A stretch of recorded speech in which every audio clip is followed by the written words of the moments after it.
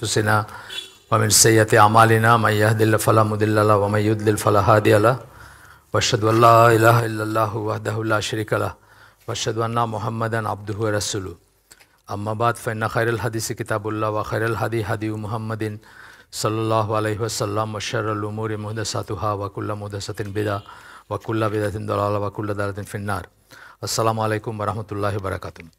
আজকে সম্ভবত বইটা শেষ হবে আমাদের, the authority and the importance of the সুন্নাহ। এই বইটা বাংলা হচ্ছে সুন্নাহর কর্তৃত্ব মর্যাদা, দলিল হিসাবে সুন্নাহর গ্রহণযোগ্যতা।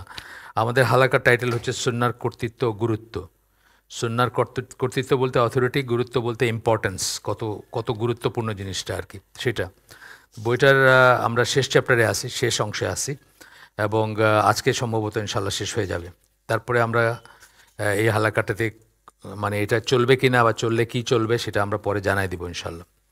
তো আমরা এমনিতে চ্যাপ্টার ওয়াইজ যখন বলি তখন এটা হচ্ছে সপ্তম অধ্যায়, যেখানে আমরা পড়ছি অলরেডি যে হাদিসের লোকজন বলতে আসলে কি বোঝায়, কাদেরকে হাদিসের লোকজন বলা হবে, এইটুকু আমরা এই করছি। এবং সুন্নাহ অনুসরণ করতে গেলে কঠোর সংকল্পের প্রয়োজন রয়েছে, অর্থাৎ কষ্টকর, সুন্নাহ অনুসরণ করাটা ইজি না, সেটা নিয়ে আমরা একটু দেখব। সেটা আজকে শেষ অংশে সেটা পড়ব। অনেক দিন ধরে চলতেছে, আজকে এটার হচ্ছে 29তম এপিসোড, ইনশাল্লাহ আজকে শেষ হবে এটা। আমরা যেখানে শেষ করছিলাম সেখান থেকে একটা হাদিস ছিল, বুখারীর হাদিস, পৃথিবীতে এমনভাবে বসবাস করো যেন তুমি একজন আগন্তুক অথবা কোনো পথের মুসাফির। মুসাফির এই সম্বন্ধে একটু আগেও বলছিলাম, আমরা আবার বলে আমরা মেন এসে যাচ্ছি। তো এখনকার দুনিয়াতে যে বস্তুবাদ, মেটেরিয়ালিজম যেটা, এবং অবস্থান মর্যাদা নিয়ে মানুষজন, এমনকি মুসলিমরা খুব চিন্তিত। বস্তুবাদ মানে মেটেরিয়ালিজম, মেটেরিয়াল, এই সব কিছু সুখের মূল জিনিস আর কি, জিনিস যেটাকে আমরা বলি, এবং এটা নিয়ে মুসলিমরাও চিন্তিত। কেউ যখন নবীর এই অত্যন্ত গুরুত্বপূর্ণ উপদেশ, কোন উপদেশ, যেটা বললেন যে আগন্তুক, আগন্তুক মানে স্ট্রেঞ্জার, আর একটা বললেন যে পথের মুসাফির। মুসাফির কিন্তু তার পাথেও থাকে, কিন্তু তার ব্যাগটা ছোট থাকে, যেটুকু সে ক্যারি করতে পারবে। সে এক্সট্রা জিনিস বহন করে না, এক্সট্রা জিনিস কিনে না, এক্সট্রা জিনিস সাথে নেয় না। এইভাবে বসবাস করতে বলতেছেন, যা প্রয়োজন পৃথিবীর থেকে সেটা নেবেন, কিন্তু এক্সট্রা করবেন না। আর আগন্তুক বলতে আপনার চালচলন, আপনার বেশভূষা, আপনার ব্যবহার এমন হবে যে মানুষ দেখে আপনাকে অপরিচিত মনে করবে, যেটা এখনই চলে আসছে, এখনও আসছে, আরও আগে আসছে। আমরা দেখব যে অষ্টম শতাব্দী, হিজরি অষ্টম শতাব্দীতে ইবনুল কাইম উনি বলছেন যে ওনার সময় সুন্নাহর উপর মানুষ খুঁজে পাইতে মুশকিল হয় আর কি, এরকম। তো যাই হোক, আমরা দেখব সেটা, একটু পরেই আসে সেটা। তো কেউ যখন এই উপদেশটা করতে যায়, মানে ইভেন তার ফ্যামিলিতে, তার ওয়াইফ বুঝবে না, তার মা বুঝবে না, তার বাবা বুঝবে না, যে বাস্তবায়ন করতে যায়, তখন সে তীব্র বিরোধিতার সম্মুখীন হয়। যখন সে এটা করতে যায়, মুসাফিরের মতো জীবনযাপন করতে চায়, অর্থাৎ যতটুকু দরকার ততটুকু নিব, কিন্তু এক্সট্রা কিছুর জন্য জীবন কালাতিপাত করবো না, জীবনটা বিলায় দিব না। অনেক সময় সুন্নাহর অনুসারী একজন মানুষ হয়তো ইচ্ছা করেই কম বেতনের একটা চাকরি নেয়। আমি এরকম চিনি মানুষ ইচ্ছা করে কম বেতনের চাকরি নিছে, বেশি পয়সা পাইতো, বেশি ইসে পাইতো। বা ধরেন ফরেন সার্ভিসে আছে আমাদের এক ভাই, সৌদি আরবে আছে, উনি বলছেন যে উনি মানে মেইন স্ট্রিম ইসে যাবে না, মানে ফরেন সার্ভিসে যে অ্যাম্বাসেডর হওয়া ওই লাইনে যাবে না, উনি একটু সাইড লাইনে থাকতে চায়। তার কারণ কি? আপনি অ্যাম্বাসেডর হইলে, আপনি হাই কমিশনার হইলে বিদেশে যখন আপনি একটা পার্টি করবেন, একটা দাওয়াত দিবেন, অন্যান্য ফরেন ডিপ্লোমেটদের দাওয়াত দিবেন, আপনি মদ খান আর না খান, মদ সার্ভ করতে হবে আপনাকে। কথা বুঝেন নাই? তো এই জন্য আর কি, মানে ব্যাপারটা সূক্ষ্ম চিন্তার ব্যাপার। কিন্তু উনি ক্যারিয়ারিস্ট, উনি বিসিএস করছেন, সব কিছু ঠিক আছে, কিন্তু উনি বলতেছেন আমি ওই লাইনে যাব না। কনসুলার মার্কা থাকবো, ভিসা টিসা এগুলো আছে না, অন্যান্য কাজগুলো আছে, এগুলো করবো, যেগুলো সহজ কাজ এবং যেগুলোতে আপনার নাই, সমস্যা নাই আর। কিন্তু এমন কিছু চাকরি আছে যেখানে আপনি চান বা না চান আপনাকে এটা করতে হবে। আমার আপন ছোটো ভাই 8 বছরের ছোটো মারা গেল ঢাকায়, আমি সিলেট ছিলাম, ওর জানাজা হলো ঢাকায় আলমের মসজিদের সামনে। তো ওর ওয়াইফ রাষ্ট্রদূত, ভিয়েতনামের রাষ্ট্রদূত ছিল। এখন জানাজার সময় ওই রাষ্ট্রদূত আসছে দুঃখ প্রকাশ করতে, মানে বাংলাদেশে ভিয়েতনামের রাষ্ট্রদূত যে, সে আসছে, এটা একটা তাদের প্রোটোকল আর কি। হাত বাড়াই দিয়েছে, তাই কি করতে হবে? হাত মিলাইতে হয়েছে। সদ্য বিধবা একজন মহিলা, সে বাধ্য হয়েছে হাত মিলাইতে, মানে তার হিসাব, আমার হিসাব না সেটা, কি করছে, কি যৌক্তিকতা এটা তার। কিন্তু এই পজিশনে আমি যাব কেন? আমি একজন পুরুষ হিসাবে বলতেছি, আমি এই জন্য অনেক মানুষ আমি চিনি, তবলিগ করে অনেক মানুষ আছে দেখবেন, চাইলে একটু বড় কিছু হইতে পারতো, সেটা হয় নাই। সে একটা সিম্পল একটা চাকরি করছে। আমাদের স্কুলে একটা টিচার আছে, সে আলহামদুলিল্লাহ এই মহম্মদপুরে, সে বুয়েটের আমার ছেলের 1 বছর সিনিয়র, বুয়েটের ইলেকট্রিক্যাল ইঞ্জিনিয়ারিং থেকে পাশ করছে, স্কুলে মাস্টারি করতেছে। কেন? সে বুঝছে যে তার যেসব জায়গায় সে কাজ করতে পারতো বা তার মতো অন্যরা করতেছে, সেসব জায়গায় গেলে তার সমস্যা আছে, ইনকামের সমস্যা আছে বা সে সমস্যা আছে, সে সেটা করে নাই। এইখানে আমার সাথে একজন দেখা করে গেছেন, সিটি কর্পোরেশনের ইঞ্জিনিয়ার, বলে যে কিছুতেই উনি, এখন না, ওই এখন থেকে ধরেন বছর 2 আগে প্রথম, নামটাও আমার মনে আছে, গুলশানে কোথাও অফিস ওনার, মানে কিছুতেই উনি মানে নিজে খান না, উনি উনি ঘুষ খান না, ঘুষ দেন না, কিচ্ছু না, কিন্তু সিস্টেমটাই এমন যে বিদেশের সাথে ব্যাপার আছে, ফান্ড আসে, আসে, মিথ্যা কথা বলতে হবে অথবা কিছু খাওয়াইতে হবে বা কিছু এন্টারটেনমেন্ট ট্রিট করতে হবে, এই হোটেলে ওই হোটেলে নিয়ে যাবেন, খাওয়াবেন, এগুলো করতে হবে। কি করবেন আমার কাছে জানতে আসে। তা আমি বলছি, আপনি যদি না খেয়ে থাকার সম্ভাবনা না থাকে, আল্লাহর নাম নিয়ে ছেড়ে দেন আপনি, ইনশাল্লাহ আল্লাহর দুনিয়া অনেক বড় আছে। তো এই কথা বলতেছেন, কিন্তু এইটা কিন্তু আপনার আপনার মা বুঝবে না, আপনার ভাই বুঝবে না, আপনার বউ বুঝবে না। অনেক সময় সুন্নাহর অনুসারী একজন মানুষ হয়তো ইচ্ছে করেই গেল এটা। এরপরে বলতেছেন যে মানে যে মানুষটা সে আখিরাতের জন্য চেষ্টা করতেছে তার জীবনটাকে পরিচালিত করতে, যেমন উপরের হাদিসে আমরা, এই হাদিসটাতে আমরা দেখলাম, প্রথমত এবং সর্বাগ্রে হয়তো তার বাবা মাই, এখানেই বলতেছে তার বাবা মাই এই ধরনের আচরণের বিরোধিতা করবেন, আর তার বাবা মা হয়তো এই জন্য মনক্ষুণ্ণ হবেন যে তার শিক্ষাগত যোগ্যতা বলে, বুয়েটে পড়াইছি, ইলেকট্রিক্যাল ইঞ্জিনিয়ারিংয়ে পড়ছো, এখন তুমি স্কুলের মাস্টারি করো, এটা কেমন কথা হলো? সে যে কেন করতেছে এটা তো বুঝতেছে না, এটার মানে মর্যাদাটাই বা এটার ভ্যালুটাই বুঝতেছে না তারা। শিক্ষাগত যোগ্যতা বলে সবচেয়ে বেশি বেতনের যে চাকরিটি সে পেত, সেটা নিচ্ছে না, এবং তাদের বস্তুবাদী বন্ধুদের কাছে এই জিনিসটা লজ্জার একটা ব্যাপার হতে পারে, লজ্জার ব্যাপার হতে পারে। বোর্ডে পড়া ছেলে স্কুলের টিচার, কি কেমন লজ্জার কথা না হইতে পারে, হয় এরকম, আমি জানি হয়। আচ্ছা, তারপরে আমার ছেলেটা, যেমন আমার ছেলে বুয়েটের সিএসসি থেকে পাশ করা, কম্পিউটার সায়েন্স ইঞ্জিনিয়ারিং থেকে, ওই বছরে বেস্ট অফ দ্য বেস্ট যারা তারা গেছে ওইখানে, কিন্তু সে এখন কি, সে তখন হুজুর। তার কমপ্লেক্স নেই, আমারও কমপ্লেক্স নেই, কিন্তু হয়তো দেখেন তার একটু দূরের আত্মীয় কেউ মানে একটু কাচুমাচু একটা ভাব, আমি আমি জানি আর কি, অনেকে মানে আগে বাড়ায় বলে যে ও কিন্তু খুব ভালো ছাত্র ছিল, ও কিন্তু বুয়েটের ছাত্র, মানে ওই কমপ্লেক্সটা এই করতে বলে। কেউ বলে না যে ও এখন কিন্তু এই দিনের লাইনে মাসাল্লাহ ওই দাওরা পাশ করছে, বা ও হাফেজ, বা ও তাজবিদের আছে, ওর কাছে সনদ আছে, এইগুলো বলে না কেউ। সবাই কিন্তু ওই ওই বইটা পড়ছে, মানে এককালে খুব ভালো ছিল আর কি, মানে যাই হোক, এখন এখন এখন কিছু না আর কি, এইভাবে বলতে চায়। যাই হোক, তো তারা তাকে বলতে পারেন যে তাকে ভালো একটা শিক্ষা দিতে গিয়ে তারা রীতিমতো সংগ্রাম করেছেন, বাবা মা করে, আমাদের দেশে করে, অনেক স্যাক্রিফাইস করে বাবা মা, আর এখন সে কিনা স্বল্প বেতনের একটা চাকরি নিয়ে সেটার অপচয় করছে। এটা বাবা মাদের কথা হইতে পারে। আপনারা ইয়াং যারা, আপনারা এগুলোতে পড়েন না, হালাল হারামটা আগে ভাবিয়া করিও কাজ, করিয়া ভাবিও না। কাজ একটা শুরু করে দিয়ে তারপরে ভাবলেন যে কাজটা তো একটু হারাম আছে এটার ভিতরে, তা এখন কি করব। আমরা অনেক পাই এরকম, অনেক ফোন পাই, অনেক কথা বলে মানুষ এরকম গেল। আচ্ছা, এরপরে এরপরে বলছেন যে যে কেউ দেখতে যে জনসমষ্টির মতো হয় সে তাদেরই একজন, মানে যে কেউ কোনো কোনো গোষ্ঠীর মতো দেখতে হয়। এখানে এটা কিন্তু বিদেশের ব্যাপারে মেইনলি বলছে, কাফেরদের সাথে উঠা বসা, কাফেরদের মাঝে থাকা, বিদেশে আমেরিকা, ইংল্যান্ডে, কানাডায় থাকা, সেই প্রসঙ্গে এই হাদিসটা কোট করা হয় যে আল্লাহ রসুল বলছেন যে যে কেউ যাদের মতো সিমিলার হবে সে তাদেরই একজন। আমাদের দেশে হইলেও সে তাদের একজন, কিন্তু মেইনলি এই হাদিসটা কোট করে, এটা আলবানির মধ্যে সেই একটা হাদিস, আবু দাউদের হাদিস। এটার উপর একটা বই আছে, আপনি দেখবেন, ইমিটেশন অফ দ্য কুফার, আগেও বলছি আপনাদের, ডক্টর নাসের আকল বলে একজন সৌদি স্কলার, ওনার একটা বই আছে, 70-80 পৃষ্ঠার বই, ইমিটেশন অফ দ্য কুফার, কাফের আর কি অনুকরণ, সেটা একটা বই আছে, আপনারা দেখতে পারেন, পুরোটা পাওয়া যায়, পিডিএফ পাওয়া যায়। আজকের দিনে গোটা মুসলিম বিশ্ব জুড়ে পোশাক আশাক ও আচার ব্যবহারের আদর্শ হিসাবে কাফেরদের দিকে সবাই চেয়ে থাকে। কি বললেন? পোশাক আশাক, আচার ব্যবহার, হাই হ্যালো, হাত মেলানো, বা যেগুলো আর কি, থ্যাংক ইউ, হ্যাঁ আছে না, এগুলো থেকে শুরু করে কাপড় চোপড়, স্যুট টাই, তারপরে যেসব আমরা পড়ি, মুসলিমদের সর্বাত্মক চেষ্টা করার কথা ছিল ওই সকল লোকদের কিছুতেই যেন তারা অনুসরণ বা অনুকরণ না করে। আমাদের সর্বাত্মক চেষ্টা হওয়া উচিত ছিল এটা, এবং এটাই ছিল মুসলিম ওয়ার্ল্ডে আপনার 1800 সামথিং, 1800 ধরেন 95 বা এরকম সময় পর্যন্ত এই শার্ট প্যান্ট স্যুটটাইকে হারাম মনে করা হতো। তারপরে মোহাম্মদ আব্দু, আপনাদেরকে বলছি, আমি আগেও বলছি, মোহাম্মদ আব্দু ছিলেন ইজিপ্টের গ্র্যান্ড মুফতি এবং রেক্টর, আল আজহার ইউনিভার্সিটির রেক্টর ছিলেন।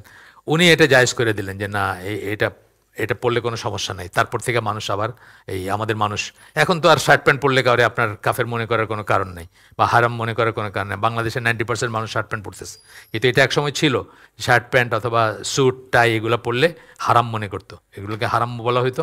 হারাম ছিল কারণ এগুলো দেখলেই আপনাকে কাফের মনে হবে, বা এটা কাফেরদের চিহ্ন বা কাফেরদের আলামত, এটা যে তারা ওইভাবে ড্রেসড হয়।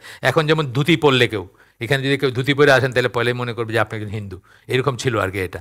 কিন্তু এটা over the period of time চলে গেছে, একজনের ভুলের জন্য বা যে কারণে হোক। এখন আমরা তো সেটাই হওয়ার চেষ্টা করতেছি, মানে পশ্চিমা সর্বসাম্প্রতিক ফ্যাশন খুব দ্রুত মুসলিম বিশ্বে ছড়িয়ে পড়ে। আমি একবার ইন্দোনেশিয়ায় গেছি, ইন্দোনেশিয়ায় অনেকবার গেছি, তো একবার সুরাবাইয়া একটা পোর্ট, ওইখানে গেছি। তো ওইখানে একটা জায়গায় এক দোকানদারের সাথে কথা বলতেছি, দোকানদার বলে যে এই যে তুঞ্জুয়াং প্লাজা, ওইটার নাম ছিল একটা আমাদের যেরকম ধরেন বসুন্ধরা এরকম একটা ওইখানে সিনেমা হল আছে, সিনেমার আছে, মানে আউটলেট আছে। তো এক দোকানদার বলতেছে আক্ষেপ কইরা যে এখানে একটা সিনেমা চললো, আর ইন্দোনেশিয়ার মেয়েগুলো এত লম্বা লম্বা চুল, একদিনে কাইটা সব বয়কাট করে ফেললো। আর ডেমি মুর বলে এক নায়িকা, তার একটা সিনেমা চলছে, তার বয়কাট ছিল, সব মাইয়াগুলা, ওদের তো সিল্কি চুল হয়, সুন্দর সুন্দর চুল, সব গিয়া লাইন ধরে এই সেলুনে গিয়ে কাটায়া এই বয়কাট করে ফেললো। তো এইটা হইলো আর কি, মানে যে কাফেরদের ইমিটেশন বা কাফেরদের মতো হইতে চাওয়া, যে ফ্যাশনে বা ইসে হইতে চাওয়া, সেটারই। যাই হোক, এখন কেউ যদি সুন্নাহ রিয়েলি অনুসরণ করতে যায় একদম একটা একটা করে ধরে, তাহলে দেখা যাবে, তাহলে তিনি আবিষ্কার করবেন যে তাকে দেখতে আর বেশিরভাগ মুসলিমের মতো লাগছে না। ঠিক না কথাটা?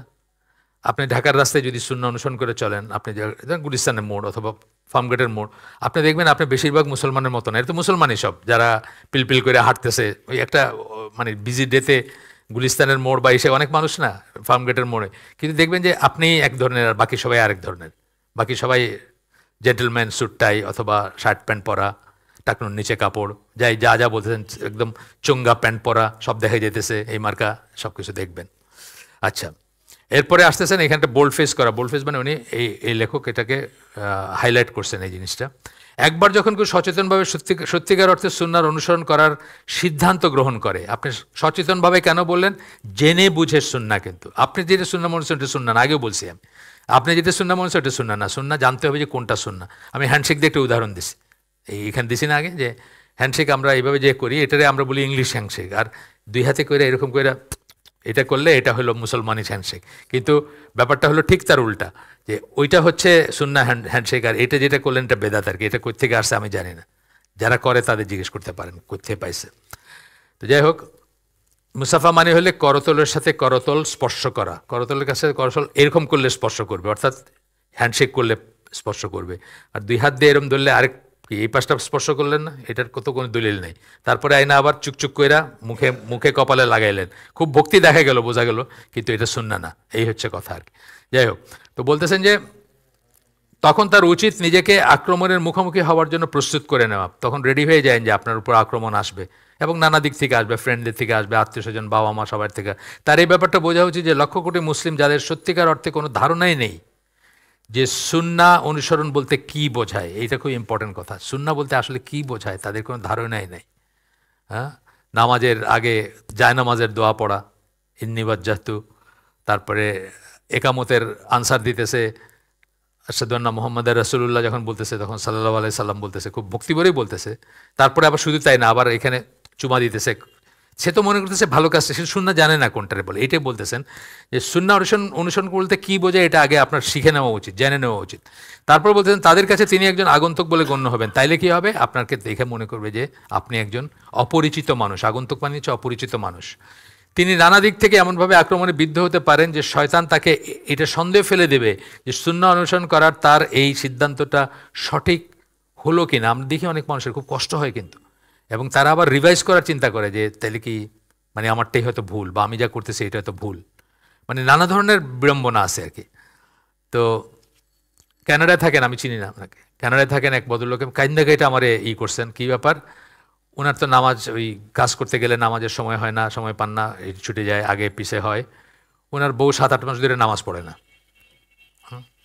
উনি বলে যে তুমি পড়ো গিয়া, তুমি তোমারটা করো, তোমার হিসাব তোমার, আমার হিসাব আমার। তো এখন নতুন করে বউ কাজ করতে শুরু করছে, বাচ্চারা আছে, বাচ্চাদের পড়াশোনা বা যে কোনো কারণে হোক। তো মানে উনি বলতেছে যে প্রপার ড্রেস না, মানে যে ড্রেসে যায় মানে এটা তো আমি মনে করি ঠিক না। কইলে কয় যে এখানে কারো তো অপশন নাই যে আমার দিকে তাকাবে। এখানে মানুষ এসব নিয়ে মাইন্ড করে না। আমাদের দেশে হলে রাস্তায় গেলে তাকাবে, কিন্তু এখানে কেউ ওরকম তাকায় না। তারপর করে তুমি যে খাওয়ার দোকানে চাকরি করো, তুমি তো শুয়োর ধরো, বলে হইলে কী হয়েছে, আইসা হাত ধুয়ে ফেলি, শেষ। মানে বউ এই পর্যায়ে গেছে, এখন সে কাঁদতেছে কেন?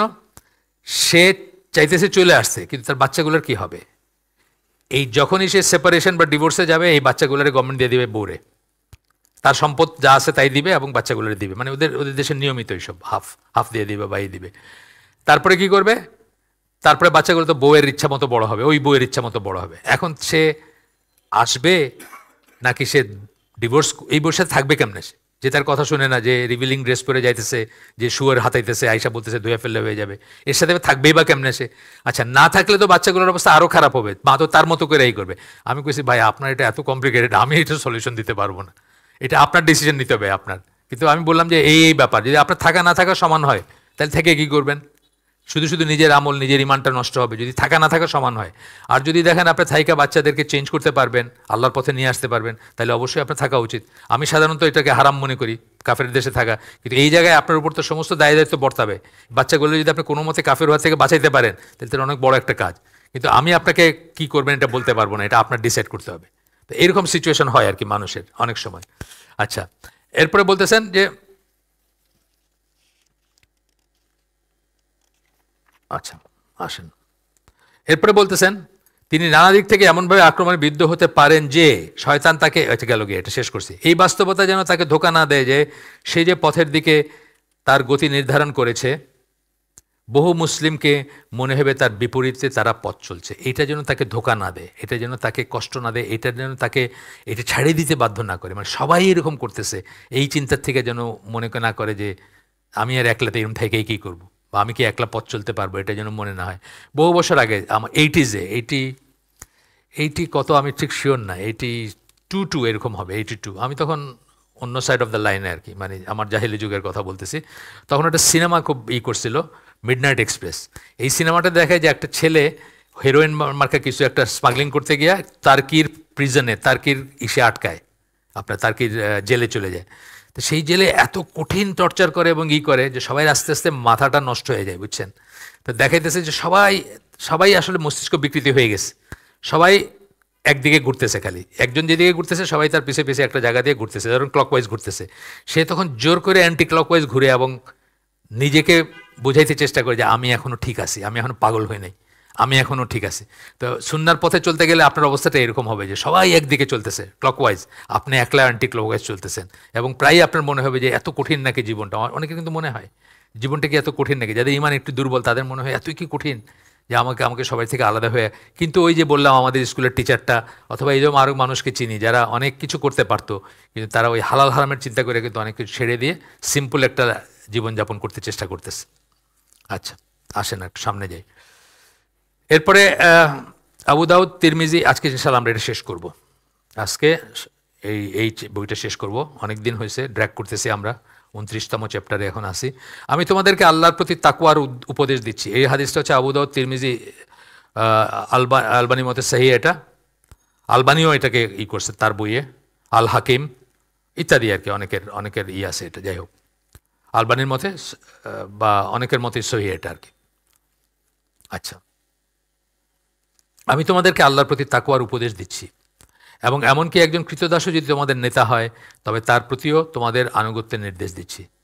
এটা আপনি জানেন, এই অংশটুকু জানেন না, সবাই জানেন, এটা খুব ফেমাস একটা কথা যে কেউ আমরা মানে চেষ্টা করব ভালো মানুষটা বা নিয়মতান্ত্রিক উপায়ে কেউ শাসন ক্ষমতায় আসুক, কিন্তু কেউ যদি জোর করে চলেই আসে অথবা কোনোভাবে চলে আসে, তাইলে যতক্ষণ পর্যন্ত সে নামাজ পড়ে, দুইটা হাদিস আসছে, একটা হচ্ছে যতক্ষণ পর্যন্ত সে নামাজ কায়েম করে, আরটা বলছেন যতক্ষণ পর্যন্ত সে নামাজ পড়ে। অন্য প্রসঙ্গে, এই প্রসঙ্গে না, অন্য প্রসঙ্গে বলছেন যে একটা লোক যদি শাসন ক্ষমতায় আসে কিন্তু দেখা গেল সে উল্টাপাল্টা করে, তার প্রতি আনুগত্য কতক্ষণ থাকবে? তখন বলছেন, একটাই বলছেন যে যতক্ষণ নামাজ কায়েম করে, একটা বলছেন যতক্ষণ নামাজ পড়ে। আমরা এখানেও এটা পড়ছি আগে, তো সেটা আসছে। কিন্তু এই যে বলতেছেন যে কৃতদাস যদি বসে যায় কোনো মতে ক্ষমতায়, তাহলে তার প্রতি আনুগত্য করবে, অর্থাৎ ফিতনা করবেন না, বিদ্রোহ করবেন না, মারামারি করবেন না, তারে নামানোর চেষ্টা করবেন না। নিশ্চয়ই তোমাদের মধ্যে যে বেঁচে থাকবে সে অনেক মতপার্থক্য দেখবে। মতপার্থক্য দেখতেছি না আমরা, দেখতেছি আমাদের ইভেন এই ছোট্ট আহলুস সুন্নাহ ওয়াল জামার যে কমিউনিটি আছে এর ভিতরে কত ধারা, তাই না? এই যে কয়দিন আগে এই প্রধান উপদেষ্টা ডাকছিল, এইটা নিয়ে কত কত কাদা ছড়াছড়ি। আমি ডিটেলসে জানি না, আমি শুনি নাই কোনোটা, কী বলছেন সেগুলো কিচ্ছু শুনি নাই, কিন্তু বুঝতেছি যে দুইটা সাইডে অনেক কথা চালাচালি হইতেছে। তো এইগুলো বোঝা যায় যে আমাদের ভিতরে কত সমস্যা আসবে।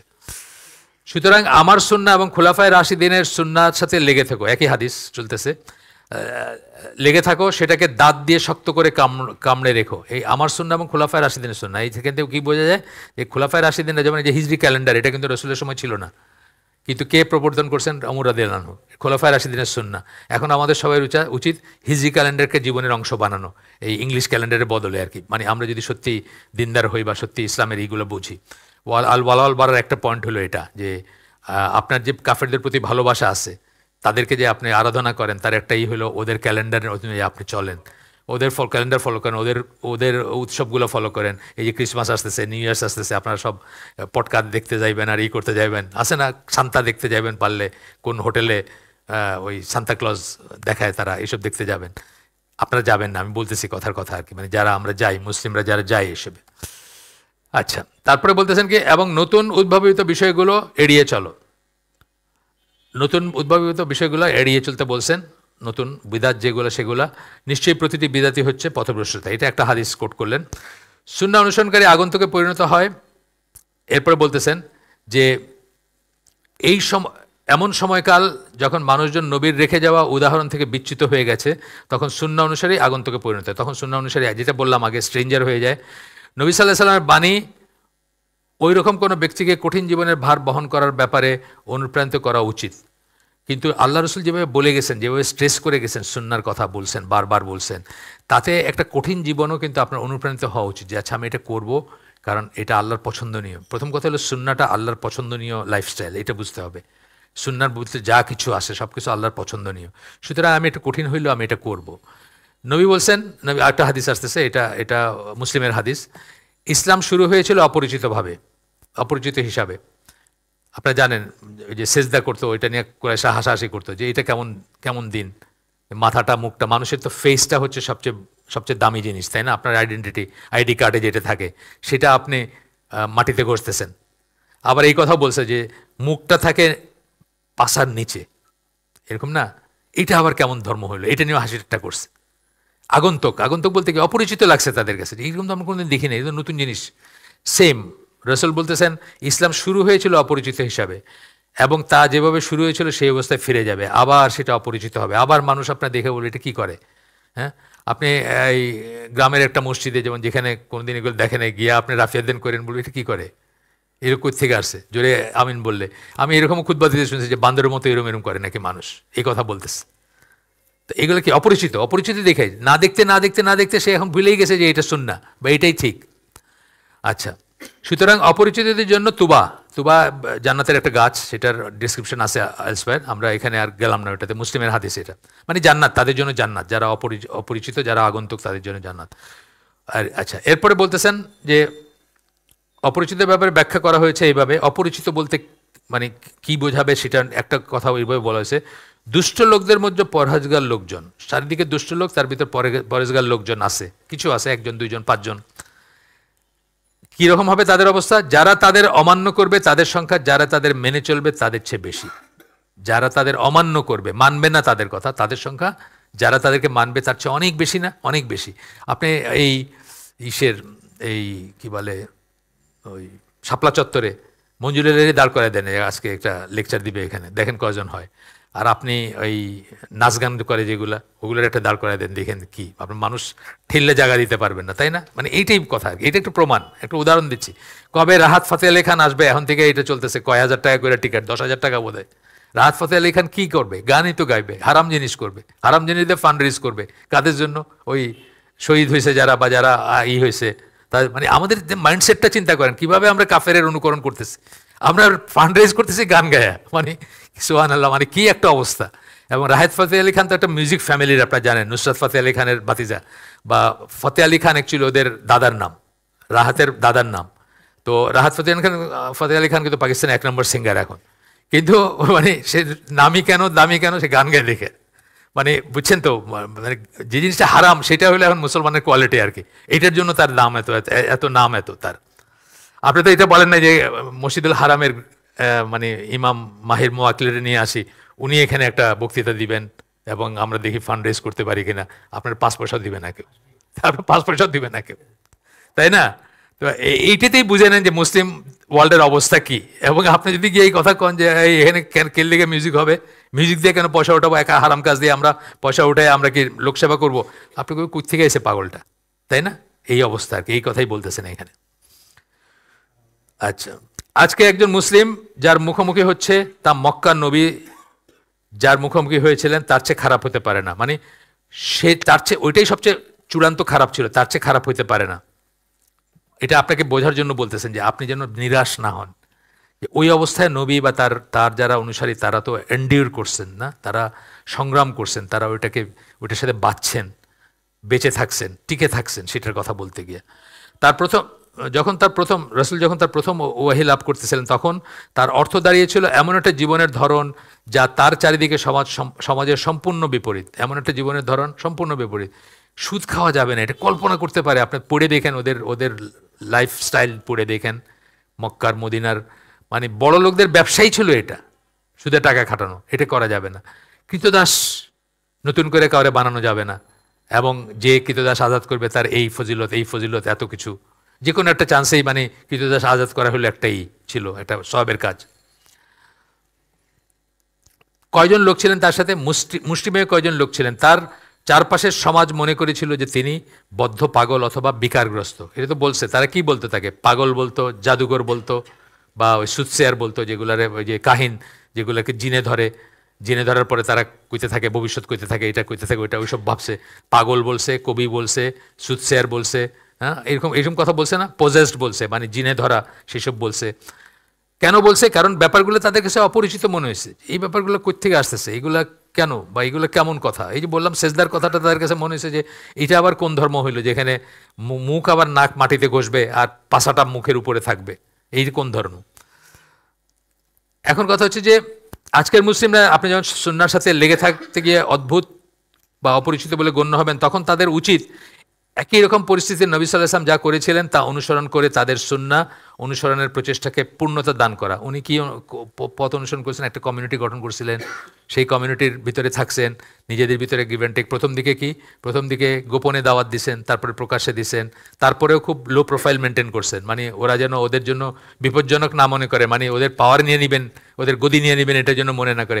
আজকেও কিন্তু আমরা দেখি এই দেশের বড় আলেমরা কিন্তু গদি নিয়ে খুব একটা ওয়ারিড না, তারা চিন্তা করতেছেন চালচুলা কিছু নাই, গদি দিয়ে কি করব, তাই না? আসে আবু বকর জাকারিয়া আপনি প্রধান উপদেষ্টা বানায় দেন বা প্রধানমন্ত্রী বানায় দেন, 2 দিনও চালাইতে পারবে না, তাই না? তারা নামায় দিবে, কারণ মানুষ এটার জন্য রেডি না, মানুষ চায় না, এটা সোজা কথা। আপনার দেশে 99% মানুষ এটা চায় না, উল্টাটা চায়, উল্টা যেটা সেটা চায়। রাহাত ফতেহ আলী খানের গান শুনতে চায়। আপনি এখন কেমনে করে মানুষের ই করবেন, একদিনে পারবেন না। আস্তে আস্তে দাওয়াতি কাজ করবেন, আস্তে আস্তে বোঝাবেন, আপনার উদাহরণ স্থাপন করবেন, আপনাকে দেখে তারা অনুপ্রাণিত হবে, আপনি নিজে একটা উদাহরণ হবে, তারপরে জিজ্ঞেস করবে। আমি যেমন আমার 2-4 জনই হয়েছে, আমাকে দেখে হয়তো চেঞ্জ হয়েছে, কিন্তু কি কেন হয়েছে, যেমন আমি উত্তরে যখন থাকতাম ওইখানে একটা গল্প বলি, যে আমি নামাজ পড়তাম, আমার এক গার্মেন্টস ব্যবসায়ী মালিক, উনি গার্মেন্টসের মালিক, উনি আমার দিকে তাকায় দেখতো, কিন্তু আমি কোনোদিন ওনাকে নামাজ চেঞ্জ করতে বলি নাই। ফজরের পরে আমরা হাঁটতাম, ওইখানে একটা পার্ক আছে 6 নম্বর সেক্টরে। তো উনি আমার জিজ্ঞেস করছে, আপনি নামাজ এইভাবে পড়েন কেন, আপনি আঙ্গুলটা এইভাবে রাখেন কেন, আপনি এইভাবে হাত তুলেন কেন, আপনি বৈশা আবার উঠেন কেন, মানে একটা করে জিজ্ঞেস করতো। আস্তে আস্তে উনি কিন্তু আমার চেয়ে গ্রেটার এখন এই আমল করে আর কি। আমি তো সবসময় টুপি পরি না, উনি কিন্তু সবসময় টুপি পরে, ইংল্যান্ডে যায়, আমেরিকায় যায়, টুপি পরে যায় আর কি, মানে এতই চেঞ্জ হয়েছে ওনার। তো এরকম 2-4 জনে আপনি এক্সাম্পল হলে 2-4 জন করে চেঞ্জ হবে, এবং এটা কোনো শর্টকাট নাই, এটা কোনো বিপ্লব না, এটা বিপ্লব দিয়ে এটা হবে না, বিপ্লব দিয়ে এই জিনিস হয় না, এটা কোনো শর্টকাট নাই। এটা হচ্ছে যে গ্র্যাজুয়ালি দাওয়াতি কাজ করতে করতে একটা জনসমষ্টি হবে, যখন মানুষ ইসলাম চাবে তখন ইনশাআল্লাহ আল্লাহ ব্যবস্থা করে দেবেন, বা আপনিও সেরকম ব্যবস্থা করতে পারবেন। আর যখন চাবে না তখন আপনার বসাই দিলাম, ধরেন আমি আপনারে কোনোভাবে আপনার একদম সিট মতো বসাই দিলাম, 2 দিন চালাতে পারবেন না আপনি এই মাইন্ডসেট এনে নামাই দিই, কি তুমি সিনেমা বন্ধ করবো, আমার খালি এটা করে দেখেন আপনি, যে রাহাত ফতেহ আলী খানের কনসার্ট টিকিট বিক্রি হয়ে গেছে সব, কিন্তু অনিবার্য কারণবশত মানে ইসলামপন্থীদের আপত্তির কারণে এটা বন্ধ করে, দেখেন আপনি কি করে, এটা বন্ধ করে দেখেন, খালি চেষ্টা করে দেখেন। তিনি কখনো দমে যাননি, কেননা তিনি জানতেন, রাসূলের কথা বলতেছেন, তিনি জানতেন তিনি যা অনুসরণ করছেন তা আল্লাহর কাছে থেকে আসা সত্য। এইটাই হচ্ছে মেন কথা। আপনি যে ঠিক আছেন, আপনিই যে ঠিক আছেন, আপনি যে আল্লাহর পছন্দনীয় মানুষ, আপনি যেটার উপর আছেন এটা আল্লাহর কাছ থেকে আসা সত্য, এই রিয়েলাইজেশন আপনার ভিতরে আসতে হবে। এবং তার জন্য কি পড়াশোনা করতে হবে, পড়াশোনা করে জানতে হবে যে এটা সত্যিই আল্লাহর পছন্দনীয়। ইন্নি ওয়াজ্জাত এটা আমাদের ভিতরে পড়তে হবে, ওটা আল্লাহর পছন্দনীয়, বাইরে পড়াটা না। হ্যাঁ, আপনার খতমে ইউনুস ৬ লক্ষবার লা ইলাহা ইল্লা আনতা সুবহানাকা ইন্নী কুনতু মিনাজ জালিমিন পড়বেন, এটা সুন্নাহ না, এটা সুন্নাহ মানে সুন্নাহকে জানতে হবে, সোজা কথা। তো এইটা তিনি জানতেন, তার সেই আচরণ আল্লাহর কাছে পছন্দনীয়। এটা খুব ইম্পর্টেন্ট জিনিস। আপনি যা করতেছেন, যেটুকু কষ্ট, যেটুকুই আল্লাহর কাছে সেটা পছন্দনীয়, এবং আল্লাহর কাছে সেটা রিওয়ার্ড, আল্লাহর কাছে সেটা পুরস্কার। এই জিনিসটা অর্থাৎ আখিরাতে বিশ্বাসীরাই কেবল এরকম করতে পারবে। হাফিজ ইবনুল কাইমের একটা উদ্ধৃতি আসতেছে, উনি বলেন, এসব অপরিচিতরাই হচ্ছেন সত্যিকার অর্থে আল্লাহর মানুষজন। হিজবুল্লাহ বলি না আমরা একটা কথা, হিজবুল্লাহ, এই লেবাননের হিজবুল্লাহ না, রিয়েল হিজবুল্লাহ যেটা আর কি, আল্লাহর দল, আল্লাহর মানুষ। এইসব মানুষরাই হচ্ছে আল্লাহর মানুষজন। তারা আল্লাহ ছাড়া আর কারো মুখাপেক্ষী নন এবং নিজেদেরকে নবী সাল্লাল্লাহু আলাইহি সাল্লাম ছাড়া আর কারো দিকে সম্পৃক্ত করেন না। আল্লাহ ছাড়া আর কারো মুখাপেক্ষী না তারা, আর তারা আর কারোর সাথে এই দল ওই দল ওই দল, এই মানে চিশতি, এই নকশবন্দি, এগুলো কিছু করে না। তারা কি বলে, আমরা মুহাম্মদ সাল্লাল্লাহু আলাইহি সাল্লাম, আমাদের লিডার হচ্ছেন মুহাম্মদ সাল্লাল্লাহু আলাইহি সাল্লাম, শেষ। হ্যাঁ, এই দুনিয়ায় আমাদের হইতে পারে, আজকের ইমাম ছিলেন আব্দুল হালিম, সেটা এখানে ইমাম, উনি বৈতুল মুকাররমে আরেকজন ভাই হইতে পারেন, কিন্তু আমাদের জীবনের লাইট হাউস কি? হ্যাঁ, মুহাম্মদ সাল্লাল্লাহু আলাইহি সাল্লাম। আমাদের জীবনের আদর্শ কি, আমাদের জীবনের অভিষ্ট কি, কোন দিকে আমরা যাইতে চাই, কার মতো হইতে চাই? রাসূল সাল্লাল্লাহু আলাইহি সাল্লাম, শেষ। আচ্ছা, তো বলতেছেন যে হাফিজ ইবনুল কাইয়িম বলতেছেন এই কথাগুলা, কিয়ামতের দিন লোকজন তাদের মিথ্যা ইলাহ ও নেতৃবৃন্দের পেছনে থাকবে, যে যার সাথে যারে অনুসরণ করবে তার পিছে থাকবে। তো তারা যাকে মিথ্যা ইলাহ বানাইছে, ইলাহ বানায় নিছে, তার পিছে থাকবে, বা যারে বুজুর্গ, যারে করছে তার পিছে থাকবে। তখন তারা তাদের সত্যিকার প্রভুর অপেক্ষায় থাকবে। বাস্তবে এই আগন্তুক একাকী নয়, ভীতও নয়, কারণ তার সাথে আল্লাহ রয়েছেন, তার বন্ধু হচ্ছেন আল্লাহ, তার রাসূল ও সত্যিকার বিশ্বাসীগণ। এটা কোরআনের আয়াত, আউলিয়া, কে কার আউলিয়া? আল্লাহ, রাসূল এবং বিশ্বাসীগণ। ইবনুল কাইয়িম আরও বলেন, যারা সুন্নাহর সাথে লেগে থাকেন এবং লোকজন যেসব নব্য প্রথার প্রচলন করে সেগুলো এড়িয়ে চলেন, মানে তারাই হচ্ছেন রিয়েলি সুন্নাহর অনুসারী। তারা নিজেদেরকে কোনো শায়েখ, তরিকা অথবা মাযহাবের সাথে সম্পৃক্ত করেন না। শায়েখ, তরিকা বা মাযহাবের সাথে সম্পৃক্ত করেন না। মাযহাব, আমি বর্ণ হানাফি, যতক্ষণ পর্যন্ত এটা আল্লাহ রসুলের লাইনের সাথে অ্যালাইন, আমি সেটা মানতে কোনো সমস্যা নাই। জাকির নায়েক বলছে না যে আমি হইলাম রিয়েল হানাফি, আমি রিয়েল হানাফি, কারণ আল্লাহ রসুল বলছেন, কি বলে, ইমাম আবু হানিফা বলছেন যে যতক্ষণ আমার কথা হাদিসের সাথে করে ওটা নিবা, আর যতক্ষণ যদি না মিলে তাহলে ওইটা ত্যাগ করবা, এবং মানে আমার কথা ত্যাগ করে হাদিস বা সুন্নাহর উপরে যাবা। এখানে আমরা পড়ছি, এখানে দলিলটা পড়ছি। আচ্ছা, তারা নিজেদের কোনো শায়েখ, তরিকা অথবা মাযহাবের সাথে সম্পৃক্ত করে না। তারা কেবলই নিজেদের আল্লাহ ও তার রাসূলের সাথে সম্পৃক্ত করেন, এবং সেই সম্পৃক্ততার সাথে যা কিছু সঙ্গতিপূর্ণ তার সাথে নিজেদের সম্পৃক্ত করেন। আল্লাহ রসুল এবং তার সাথে যেটা অ্যালাইন সেটার সাথে আমরা আমাদেরকে সম্পৃক্ত করি। আচ্ছা, এরপরে ইবনুল কাইয়িম বলতেছেন যে মানুষজনের মাঝে নবী সাল্লাল্লাহু আলাইহি সাল্লাম ওই সমস্ত লোকদের কথাই বলছিলেন যখন তিনি বলেন, ইবনুল কাইয়িম নবীকে উদ্ধৃত বলতেছেন যে এটা তিরমিজির হাদিস, আলবানী মতে সহিহ, মানুষজনের মাঝে এমন একটা সময় আসবে যখন কারো তার দিনের উপর থাকা হবে কোনো ব্যক্তির জ্বলন্ত কয়লা ধরে থাকার মতো। আমরা জানি সবাই এই হাদিসটা, এটা তিরমিজির হাদিস, আলবানীর মতে সহিহ। ইবনুল কাইয়িম বলতেছেন যে বেশিরভাগ মানুষই সে যে পথ বেছে নিয়েছে সেজন্য ওই ব্যক্তিকে তিরস্কার করবে। সুতরাং ওই ব্যক্তিকে নিজের দিন সংরক্ষণ করতে হবে, যে ওই পথে ধৈর্য ধারণ করতে হবে। কি বলতেছেন যে বেশিরভাগ মানুষই, আপনি যখন সুন্নাহর উপর থাকবেন, বেশিরভাগ মানুষ সে যে পথ নিয়েছে সেই জন্য ওই ব্যক্তিকে তিরস্কার করবে। আমরা আগেই পড়ে আসছি, উনি আবার বলতেছেন কথাটা, যাই হোক। এরপরে বলতেছেন যে অষ্টম শতাব্দীতে ওনার, ইবনুল কাইয়িম অষ্টম শতাব্দীতে ছিলেন, আমরা এখন কত আছি? 1400 সামথিং, তাই না? উনি অষ্টম শতাব্দীতে তার ছিলেন। তখনকার কথাই উনি বলতেছেন, সত্যিকার ইসলাম যা নবী এবং তার সাহাবীগণ অনুসরণ করেছিলেন তা ইবনুল কাইয়িমের জীবদ্দশায় বলতেছেন, মানে আমার লাইফ টাইমে, ইবনুল কাইয়িমের লাইফ টাইমে একটা অপরিচিত ব্যাপারে পরিণত হয়েছে। তার লাইফ টাইমে একটা অপরিচিত হয়ে গেছে, মানুষ এটা চিনে না। এবং এখানে আমরা দেখব দুইজন স্কলার, তাদের জীবনে কি বিড়ম্বনা আসছিল সুন্নাতে, যখন তারাও নর্মাল আমাদের মতোই ছিলেন, হানাফি, বা কোনো একটা মাযহাবের অনুসারী ছিলেন, যখন হঠাৎ করে মনে করলেন যে তারা এসব না কি মানে সুন্নাহ মানবেন, বেদাতি করবেন না, দুইজনের লাইফ কি ডিফিকাল্ট হয়ে গেছিল আমরা পড়বো। একজন ইবনুল বাত্তা আর আরেকজন হচ্ছে আপনার শাতিবি, ইমাম শাতিবি, দুইজনের কথাই আমরা পড়বো একটু পরে। ইবন বাত্তা, আচ্ছা একটু পরে পড়বো আমরা, তাদের সময়কাল নিয়ে পড়বো আমরা, কখন তাদের জন্ম বা কখন তারা এই ছিলেন। আচ্ছা, এরপরে বলতেছেন যে যদিও ইসলামের বাহ্যিক, অষ্টম শতাব্দীর কথা বলতেছেন, বাহ্যিক নির্দেশনাগুলো সব জায়গায় দৃশ্যমান ছিল, তবুও সত্যিকার ইসলাম ও তার সত্যিকার অনুসারীরা এক চরম অপরিচিত অবস্থায় ছিল। তিনি বলেন যে এটা অপ্রত্যাশিত নয় যে সত্যিকার ইসলামের অনুসারীগণ সংখ্যায় একটা ছোট সমষ্টি হবে। এখানে আপনাদের পড়ছি না মেজরিটি মানুষ কি, একটা কি পড়ছিলাম নাকি, ওমর রাদিয়াল্লাহু এক লোকে, আমরা পড়ছিলাম এখানে, মনে পড়ে? চট করে পড়ে দিই তাহলে, খুব ইম্পর্টেন্ট জিনিস, খুব ইম্পর্টেন্ট, দেখেন চট করে পড়ে দিই, চোখের সামনে আসে, 1 মিনিট লাগবে, দেখেন। ওমর রাদিয়াল্লাহু একদিন মার্কেটে গেছেন, বাজারে ঘুরতেন উনি ছদ্মবেশে বা এমনিতেই ঘুরতেন, দেখতেন সব কীভাবে চলতেছে। তখন দেখলেন যে এক লোক দোয়া করতেছে, হে আল্লাহ আমাকে অল্প সংখ্যকের মধ্যে অন্তর্ভুক্ত করুন, হে আল্লাহ আমাকে অল্প সংখ্যকের মধ্যে অন্তর্ভুক্ত করুন। রিপিট করলো 2 বার একটা লোক। তখন ওমর রাদিয়াল্লাহু জিজ্ঞেস করলেন, তুমি এইটা কোথায় শিখছো? ওনারা একটু কেয়ারফুল ছিলেন যে এই দোয়া কোথায় শিখছে, মানে এটা ঠিক আছে নাকি দোয়াটা বা এই কিনা। তখন সে বলল, আল্লাহ তার কিতাবে বলেছেন, বলে সে শুরু করলো। প্রথম কি বললো? 34 নম্বর সূরা সাবা, এটার একটা আয়াত, 13 নম্বর আয়াত বললো। সে বলল, আমার বান্দাদের মধ্যে কেবল অল্প সংখ্যকই কৃতজ্ঞ। কৃতজ্ঞ কিন্তু সেকেন্ড মিনিং আপনার, মানে অকৃতজ্ঞ হচ্ছে সেকেন্ড মিনিং কাফেরের প্রথম মিনিং হচ্ছে অবিশ্বাসী, সেকেন্ড মিনিং হচ্ছে অকৃতজ্ঞ। কোরআনে দেখবেন অনেক জায়গায় আসছে যে আল্লাহর প্রতি কৃতজ্ঞতা জ্ঞাপন করেন, আলহামদুলিল্লাহ বলে না। আচ্ছা, এরপরে বলতেছেন, এই কথা শুনে ওমর কেঁদে ফেললেন। এটা শুনে উনি রিয়েলাইজ করলেন যে লোকটা যেটা বলছে এটাই ঠিক, এবং উনি যে যা ভাবছেন তা না, এবং নিজেকে ভৎসনা করলেন এবং বললেন, মানুষ তোমার চেয়ে বেশি জ্ঞানী হে ওমর, মানে সাধারণ মানুষই তোমার চেয়ে অনেক বেশি জ্ঞান রাখে। এগুলো তাদের একটা ছিল, তারা অলওয়েজ এটা রিয়েলাইজ করতেন। তারপরে উনি দোয়া করতে শুরু করলেন, হে আল্লাহ আমাদেরকে আপনার অল্প সংখ্যক বান্দাদের মধ্যে অন্তর্ভুক্ত করুন, খুব অল্প সংখ্যকের ভিতর। কখনো কখনো আমরা কাউকে কোনো পাপ ছেড়ে দেওয়ার কথা উপদেশ দিলে, আমরা যখন কাউকে বলি বাইরে ছেড়ে দাও, হ্যাঁ সিনেমা দেখাটা ছেড়ে দাও বা গান শোনাটা ছেড়ে দাও, সে কি বলে, কিন্তু সবাই তো এটা করে, শুধু আমি না। এটা কিন্তু একটা যুক্তি। আপনার একটা বাচ্চা ছেলেদের বিশেষ করে বলেন, এই গান শুনিস না বাবা, গান শোনো, বা সবাই তো করতেছে এটা, বা আরেকটা কিছু সিনেমা দেখা বা ফেসবুক চালানো, যেটাই বললেন আর কিছু, হ্যাঁ হ্যাঁ যেটাই বললেন সেটা, কিন্তু সবাই তো এটা শুধু করে, আমি না। কিন্তু কোরআনে আল্লাহ কি বলছেন? কোরআনে আল্লাহ বলছেন অধিকাংশ মানুষ, শব্দগুলো যদি আমরা খুঁজি তাহলে দেখি কি অধিকাংশ, এনে বললে কি অধিকাংশ মানুষই তো এটা করে, আমি খালি একলা না, সবাই করে এটা।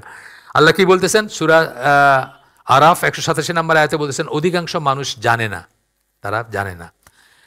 সূরা বাকারার 243 নম্বর আয়াতে বলতেছেন অধিকাংশ মানুষ কৃতজ্ঞতা প্রকাশ করে না, অধিকাংশ মানুষ অকৃতজ্ঞ। আমরা তাদের দলে হইতে চাই না, আমরা তাদের দলে হইতে চাই না। তারপরে বলতেছেন তাদের, এবং যখন আমরা তাদের অধিকাংশ সম্পর্কে খুঁজি, মানে এই কথা দিয়ে যদি খুঁজেন তাহলে দেখবেন অবশ্যই তাদের অধিকাংশই, মানুষের অধিকাংশই কি, অবশ্যই তারা অবাধ্য মানে আল্লাহর অবাধ্য, তারা আল্লাহর কথা মানে না। এটা হচ্ছে সূরা মায়েদার 59 নম্বর আয়াত। তারপরে বলতেছেন অজ্ঞ, মানে তাদের অধিকাংশই অজ্ঞ, জাহিল। এটা হচ্ছে সূরা আল আনাম 111 নম্বর আয়াত। তারপরে বলতেছেন তাদের অধিকাংশ মানুষই মুখ ফিরে যায়, ঘুরে দাঁড়ায়, সূরা আম্বিয়া 24 নম্বর আয়াত। এবং অধিকাংশ মানুষ ঈমান আনবে না যদিও, এরপরে আমরা পাই অধিকাংশ মানুষ ঈমান আনবে না যদিও আপনি তা অত্যন্ত আগ্রহ নিয়ে চান। রাসূলকে আল্লাহ বলতেছেন অধিকাংশ মানুষ ঈমান আনবে না, এটা কিসে? সূরা ইউসুফের 103 নম্বর আয়াত। তারপরে বলতেছেন তাদের অধিকাংশকে আমরা তাদের অঙ্গীকার দৃঢ়প্রতিজ্ঞ পাইনি, বরং তাদের অধিকাংশকে আমরা পাপিষ্ঠ হিসাবে পেয়েছি, সূরা আরাফের 102 নম্বর আয়াত। এরপরে সূরা আল আনাম 116 নম্বর আয়াতে আল্লাহ বলতেছেন যদি আপনি পৃথিবীর অধিকাংশ মানুষের কথা মানেন, যদি মানেন, মেজরিটি ডেমোক্রেসি তো অধিকাংশ মানুষের কথা যদি মানেন, তাহলে তারা আপনাকে আল্লাহর পথ থেকে দূরে সরিয়ে দেবে। তারা শুধু অনুমানের উপর চলে এবং মিথ্যা বলে। সবকিছু ইজমগুলো তাই না, ডেমোক্রেসি, সোশ্যালিজম, ক্যাপিটালিজম, যা কিছু বলেন সেগুলো তাই। তারপরে সূরা সাবার একটা আয়াত বললেন যে মানুষের ভিতরে অল্প সংখ্যক কৃতজ্ঞ। তারপরে সূরা হুদের একটা আয়াত বলতেছেন কিন্তু তার সাথে কেউ ঈমান আনেনি, শুধু অল্প কয়েকজন ছাড়া। শেষ হলো মোটামুটিভাবে আমাদের এটা। আমরা দেখলাম যে মেজরিটি কোনো দলিল না, অধিকাংশ কোনো দলিল না, বেশিরভাগ মানুষ এটা করতেছে, এটা কোনো ব্যাপার না। আচ্ছা আসেন সামনে যাই। কেননা এই উম্মাহ, ইবনুল কাইয়িমের কথা আবার ফিরে আসলাম আমরা, কেননা এই উম্মাহ যে 73টা ভাগে বিভক্ত হবে, তারা হবে সেই বিভক্তির কেবল একটি অংশ, মানে একটা পতি হবে, মানে 73 ভাগের একটা অংশ শুধু হবে যারা সহিহ আকীদার উপর, সহিহ সুন্নাহর উপর, আহলে সুন্নাহ জামার উপর থাকবে। এটাতে অবাক হওয়ার কিছু নেই যে লোকজন তাদের কামনা বাসনা, ব্যক্তিগত মত অনুসরণ করবে, এটা অবাক হন। আল্লাহ রসুল বলে গেছেন 73 ভাগে ভাগ হবে, সবকটা জাহান্নামী, একটা ছাড়া যেটার উপর আমি এবং আমার সাহাবীরা আছি, অ্যান্ড সো অন। আর তাই তারা সিরাতুল মুস্তাকিমের উপর লেগে থাকে, তাদের সংখ্যা অত্যন্ত অল্প হয়, যারা লেগে থাকে তাদের সংখ্যাটা খুব কম হয়। এটা মাদারিজ এ সালিকিন, ওনার খুব ফেমাস একটা বই, অনেক সময় তো শুনছেন এটার নাম, সেইখান থেকেই। এবার দেখেন ইমাম শাতিবির এবং ওই দুজনের একটা আমরা মানে দেখব। ইমাম শাতিবি অনেক পরে আসছেন, হ্যাঁ, ইনি হইলেন 800 বছর আগে, ইমাম না একই সময়, কাছাকাছি সময়। ইমাম শাতিবি আর ইবনুল কাইয়িম কাছাকাছি সময়ের, 1300 সামথিং এ ওনার, আমাকে এখানে আসে লেখা, দাঁড়ান একটু দেখি তো ওনার জন্মটা কবে আপনাদেরকে একটু বলি। এই টাইমলাইনটা একটু ইম্পর্টেন্ট, মানে ওই সময়ে এই অবস্থা হয়েছে। শাতিবি 1320 সালে, ইংলিশ 1320 সালে তার জন্ম, তার মানে ধরেন এখন থেকে 700 বছর, রাফলি 700 বছর থেকে 4 বছর কম আর কি জন্ম, আর মৃত্যু হয়েছে 1388-তে। মালিকি মাযহাবের ছিলেন, স্প্যানিশ অরিজিনের স্কলার ছিলেন। উনি কি বলতেছেন, উনি বলতেছেন যে তিনি লিখেছেন, যখন তিনি এই সিদ্ধান্ত উপনীত হন যে তিনি সকল উৎপদগামিত বিদাত পরিত্যাগ করে কেবল নবী সাল্লাল্লাহু সাল্লামের সিরাতুল মুস্তাকিমের অনুসরণ করবেন। অনেক সময় মানুষের রিয়েলাইজেশন হয় না, হয় যে যা করছি আমি আর এগুলোর সাথে নাই। আমি তবলিগের একজন মুরব্বীর কথা বলছি, আতাউল্লাহ, মারা গেছেন উনি, আমাদের এক দিনী ভাইয়ের বাপ, অনেক চিনতে পারেন, আব্দুর রহমান ওই দিনী ভাইটার নাম। সে আপনার ওই আকরামুজ্জামানের মাদ্রাসায় টিচার ছিল, তারপরে আরও অন্যান্য ওই লাইফ স্কুলে বোধহয় ছিল মাঝখানে, মানে সে নিজেও একজন আলেম। যাই হোক, তার বাবা ছিলেন তবলিগের মুরব্বী, ওইখানে হুজরা ছিল তার, ওই যে সে কাকরাইলে 2000 মানে কি বলে, sorry, turn off the century 1400 সাল, যেটা এখন 1400 না হিজরি চলতেছে না, 1400 সাল যেটা, সেটাতে এখন তো 46 চলতেছে। 1400 সালে ওনারা দুইজন, উনি আর একজন ইঞ্জিনিয়ার মুজিবুর রহমান বললেন, দুজন গেছিলেন যে সে সৌদি আরবে, ওই তফরত অবস্থায় নাকি ইমাম মাহাদিরে দেখা যাবে টার্ন অফ দ্য সেঞ্চুরিতে, বুঝছেন তো গিয়া তো ইমাম মাহাদিরে দেখেন নাই, কিন্তু ওইখানে অনেকদিন থাকছেন। থাইকা মানে ওই মুজিবুর রহমান যিনি, উনি থেকে গেলেন ওইখানে, ইঞ্জিনিয়ার ছিলেন কিন্তু পড়াশোনা করতে থেকে গেলেন, দিনের পড়াশোনা, আর উনি ফিরে আসলেন, আইসা আবার কাকরাইলে উঠলেন আর কি। ওইটা এদেরকে বললেন যে দেখো আমরা যেগুলো করতেছি, আমি তো ওইখানে নবীর দেশে থেকে আসলাম, নবীর তরিকা, নবীর সুন্নাহ, এইগুলো তো কোথাও দেখি নাই, আমরা ভুল পথের উপরে আছি, চলো আমরা ঠিক হয়ে যাই। ইমাম শাতিবি যেটা মনে করতেছেন যে যা করছি এখন থেকে ঠিক হয়ে যাব, ওনারে তারা বাইর করে দিল কাকরাইল থেকে, পাগল হয়ে গেছে বইলা, আতাউল্লাহ পাগল হয়ে গেছে। ওনার বাড়ি হলো রাজবাড়ির বেলগাছি। তো উনি রাজবাড়িতে গিয়ে ওইখানে একটা মসজিদ প্রতিষ্ঠা করলেন, এবং আল্লাহর রহমতে ওই মসজিদে আমি গেছি প্রোগ্রাম করতে, বা আমাদের বড় বড় স্কলাররা সবাই গেছেন আর কি, মানে ওই আমানুল্লাহ বিন ইসমাইল, তারপরে আকরামুজ্জামান বিন আব্দুল সালাম, আমার ধারণা সাইফুল্লাহ ভাইরাও গেছেন ওইখানে, ওই বেলগাছি এই যে রাজবাড়িতে। তো ইমাম শাতিবি এরকম, যখন তিনি এই সিদ্ধান্তে উপনীত হন যে তিনি সকল উৎপদগামিতে মানে হেরেসি যেটাকে আমরা বলি, বিদাত পরিত্যাগ করে কেবলমাত্র নবীর সিরাতুল মুস্তাকিমের অনুসরণ করবেন, তখন তার সময়কালের মানুষজনের মাঝে তিনি নিজেকে একজন অপরিচিত জন হিসেবে আবিষ্কার করলেন। হঠাৎ করে দেখলেন যে সবাই তার বিরোধিতা করতেছে। যতদিন বিদাতের সাথে ছিলেন কোনো সমস্যা নাই, যখন একটু ঠিক হইতে চাইলেন তখন সবাই বিরোধিতা করতেছে। তার সময়কালের লোকজনের প্রথা ও আচার অনুষ্ঠান, যদিও সেসব প্রচলিত প্রথা এবং আচার অনুষ্ঠান আল্লাহর পথ নির্দেশনার উপর প্রতিষ্ঠিত ছিল না, এবং যদিও ওই সকল লোকজনের সকলেই নিজেদের ইসলামের অনুসারেই মনে করতেন, এখনও যেরকম সবাই বলবে আমরা তো ইসলাম, আমরা তো মুসলমানই, আমরা মুসলমান না, আমরা তো মুসলমান নই, আমরা মনে করতেন, সেগুলো তাদের উপর এমনভাবে প্রভাব বিস্তার করেছিল যে তারা আর সত্যিকার ইসলামকে শনাক্ত করতে বা গ্রহণ করতে সমর্থ ছিলেন না। একটা হলো শনাক্ত করা, চিন্না, আর একটা হলো এটা নিতে পারতেছিলেন না, মানে বাইরে করে দিবেন ওনাকে সব কিছুর থেকে। শাতিবি বলেন তাকে একটা সিদ্ধান্ত উপনীত হতে হয়েছিল, তাই একটা ডিসিশন নিয়েছেন, শক্ত ডিসিশন। ইমাম শাতিবি মানুষ যা করছিল তার বিপরীত গিয়ে সুন্নাহ অনুসরণ করতে পারতেন, একটা চয়েস, যার অর্থ দাঁড়াতো এই যে তাকে লোকজনের মাঝে প্রচলিত প্রথার বিরুদ্ধে গিয়ে বহু বিরোধিতার সম্মুখীন হতে হবে, বিশেষত অজ্ঞতাবশত লোকজন যেহেতু বিশ্বাস করত যে তাদের মাঝে প্রচলিত প্রথাগুলাই আদতে সুন্নাহ, তাই মনে করে না, এখন মনে করে জিয়ারত যেভাবে করে, 4 দিন যেভাবে করে, 40 যেভাবে করে, মিলাদ যেভাবে পড়ে, এগুলোই সুন্নাহ মনে করে। আর আপনি যেটা করতেছেন এটা নতুন কিছু, ডিজিটাল, অনেকে আবার খোঁচা মাইরে কয় এটা তো ডিজিটাল ইসলাম আসছে এখন, অনেকে কিন্তু খোঁচা মাইরে কয় যে ডিজিটাল ইসলাম, মানে এখন ফেসবুক চালায়, এটা করে ওটা করে, এখান থেকে আসে।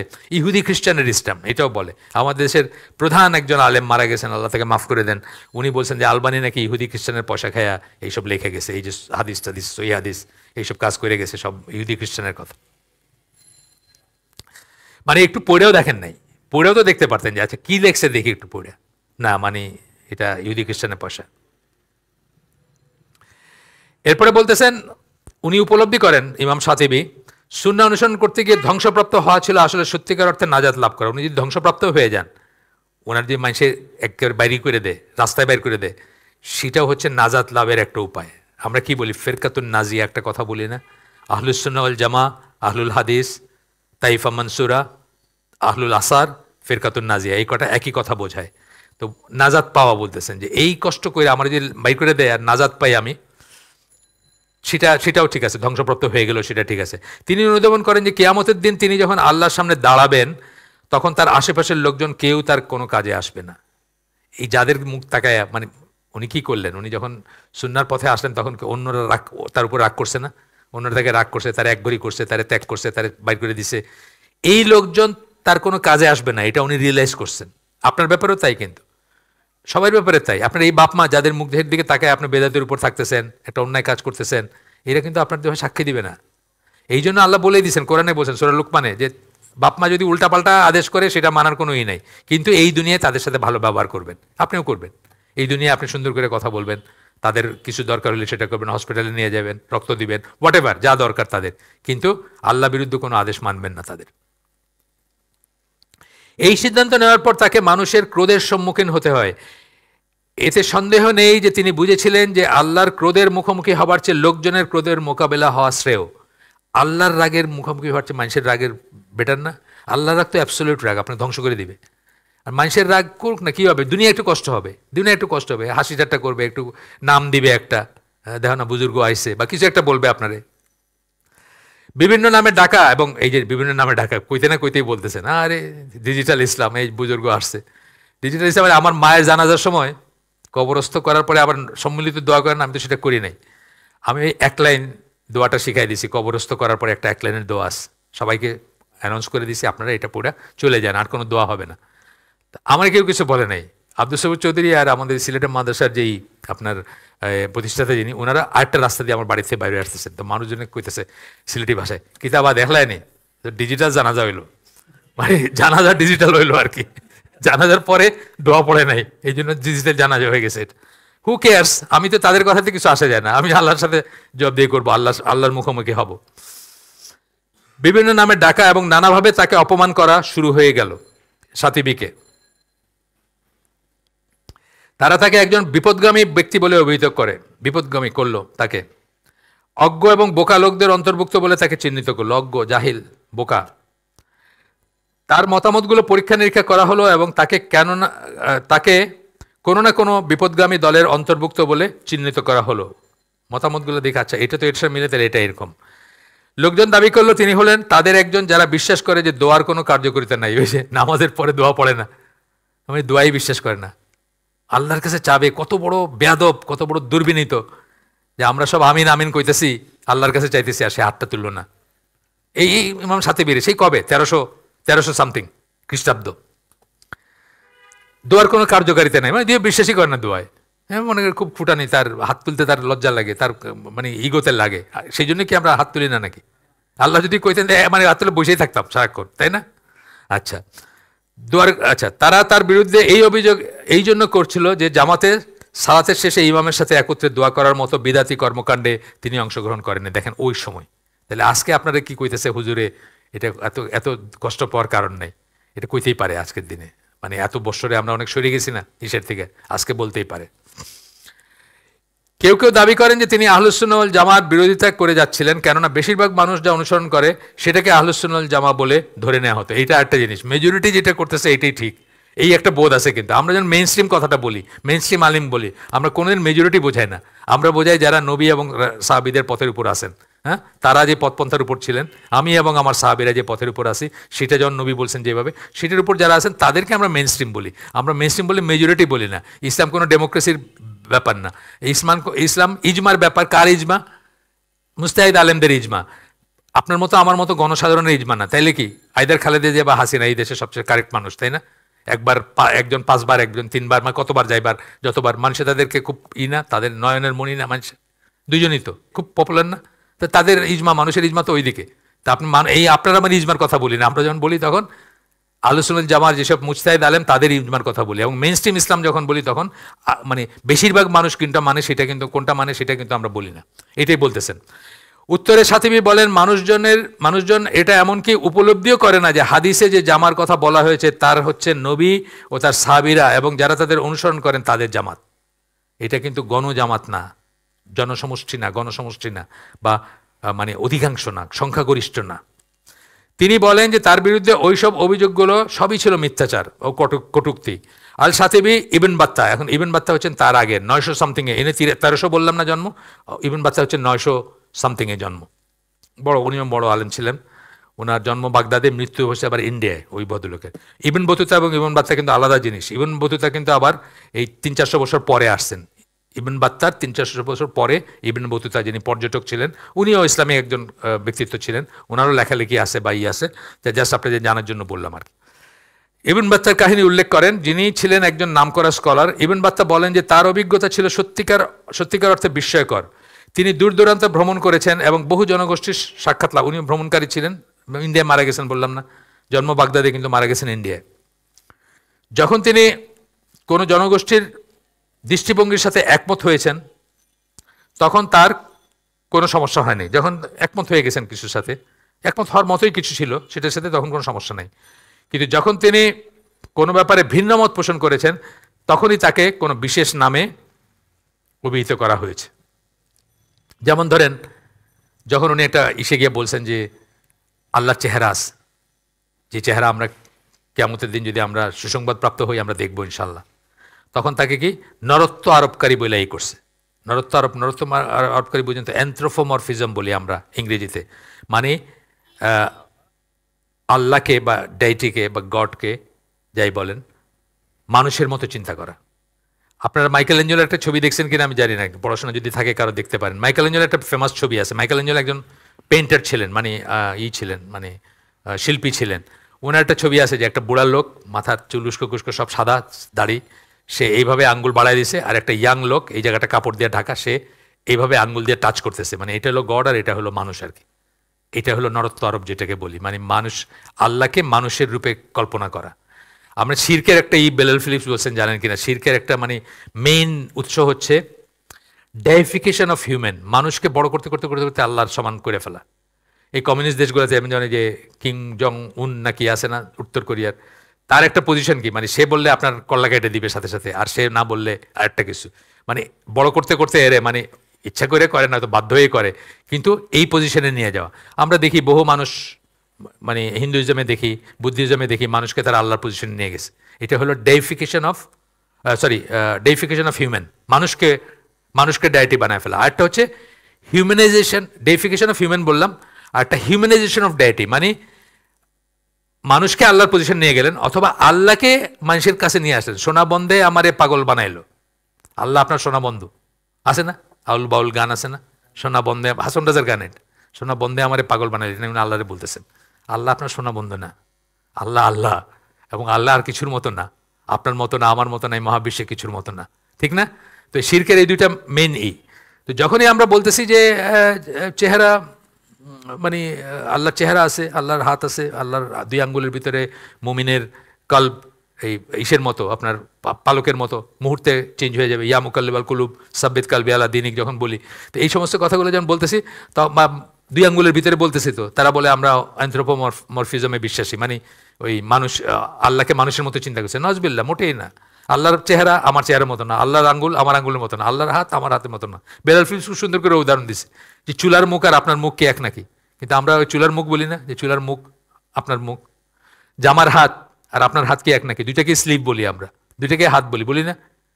আমার হাতটা একটু গুটাই দাও তো, কি বলেন? জামার হাতটা গুটাই দিতে বলেন, আপনার হাত গুটাইতে বলেন না, বলি তো আমরা। তো এটা এক না আর কি। এই কথাটা মাথায় রাখলে কিন্তু আরেক সমস্যা হয় না। আচ্ছা, এরপরে বলতেছেন আবু বকর এবং ওমর সদ্গুণ সংক্রান্ত কোনো হাদিস আলোচিত হইলে ইবন বাত্তা তার প্রবলেমের কথা বলতেছেন। যেন আবু বকর ওমরের সদ্গুণ নিয়ে কোনো হাদিস আলোচিত হইতেছে, তাকে নাসাবি বলে ডাকা হতো যারা আলীকে অভিশাপ দিত, মানে আলীর বিরুদ্ধ শক্তি বলে এই করা হতো। আবার উনি যখন আহলুল বাইত যারা তাদের কোনো একটা গুণাগুণ বর্ণনা করতেন তখন তারা শিয়া বলতো। মানে কোনো দিক দিয়ে উপায় নাই আর কি, আপনি যাই করেন আপনার নাম থাকবে আর কি। কিন্তু আমরা মুসলিম হিসাবে কি আমরা আহলে বাইতকে ভালোবাসবো অবশ্যই, ট্রু সেন্সে ভালোবাসা, যেটা রাফিদি শিয়াদের মতো ভালোবাসা না যে ওরা মানে এক্সক্লুসিভলি খালি ফাতেমা রাদিয়াল্লাহু আনহা চেনে যারা তাদেরকে আহলে বাইত বলে আর রাসূলের সব ওয়াইফদেরকে অস্বীকার করে, আমরা সেটা করব না। কিন্তু আপনি কোনো সাইডে আপনার উপায় নাই আর কি, আপনার জান বাঁচবে না। এই যে বলতেছেন যে এটা করলে কইতো আমার নাসাবি মানে আলীকে অভিশাপ দেয়, আর ওইটা করলে কইতো আমি শিয়া হয়ে গেছি। তিনি যদি কেবল ওই সংশ্লিষ্ট আয়াত অথবা হাদিসটি উল্লেখ করে তার মতামত ব্যক্ত করেন তবে তারা তাকে জাহেরি বলে অভিহিত করতো। অর্থাৎ যদি কোনো একটা বিষয় খালি ওই সংক্রান্ত হাদিস বা ওই সংক্রান্ত আয়াতটা আপনি বললেন তখন বলতো এই লোকটা তো জাহেরি মানে যেটা এক্স্যাক্টলি বোঝা যায় শব্দার্থে সেটাই বলবেন, কোনো ব্যাখ্যায় যায় না আর কি। ওরা জাহেরি এটা চলে গেছে দুনিয়া থেকে এখন, কিন্তু এটার বড় স্কলার ছিলেন ইবন হাজম, আপনারা নাম জানেন হয়তো, অনেকবার বলছি আমি এখানে। উনি স্প্যানিশ স্কলার ছিলেন এবং তার লেটেস্ট অনুসারী ছিলেন 1800 সামথিংয়ের শাওকানি, ইয়েমেনের স্কলার ছিলেন। উনিও ওনার ওই লাইনটা ফলো করতেন, কিন্তু এখন জাহেরি অলমোস্ট নাই বললেই চলে আর কি। তিনি যদি কোনো ব্যাখ্যা সহকারে তার প্রতিক্রিয়া ব্যক্ত করতেন তখন তাকে বাতেনি বলে ডাকা হইতো। মানে ওইটা হলো জাহেরির উল্টা কি বাতেনি, মানে গোপন রহস্য আছে সব কিছুতে। আমরা কিন্তু দুইটাই শান করি, আমরা কিন্তু মোটেই বলি না যে বাতেনি গোপন ব্যাপার গুঁড়ো ব্যাপার না, আমরা বলি রাসূল সাল্লাল্লাহু আলাইহি ওয়াসাল্লাম সব কিছু জানাই দিয়ে গেছে। আবার জাহেরি খালি যেটা স্পষ্ট বোঝা যাবে সেটা আমরা বলি না। যেমন এই দুনিয়াতে যারা মানে অন্ধ ছিল তাদেরকে আল্লাহ ঈশের দিন অন্ধ করে উঠাবেন, এইটা কিন্তু আক্ষরিক অর্থে আমরা নেই না। জাহেরি অর্থ কি, আপনি যত ব্লাইন্ড মানুষ আছে সবাই অন্ধ করে আল্লাহ কিয়ামতের দিন রেজ করবেন। আসলে তো ব্যাপারটা তা না।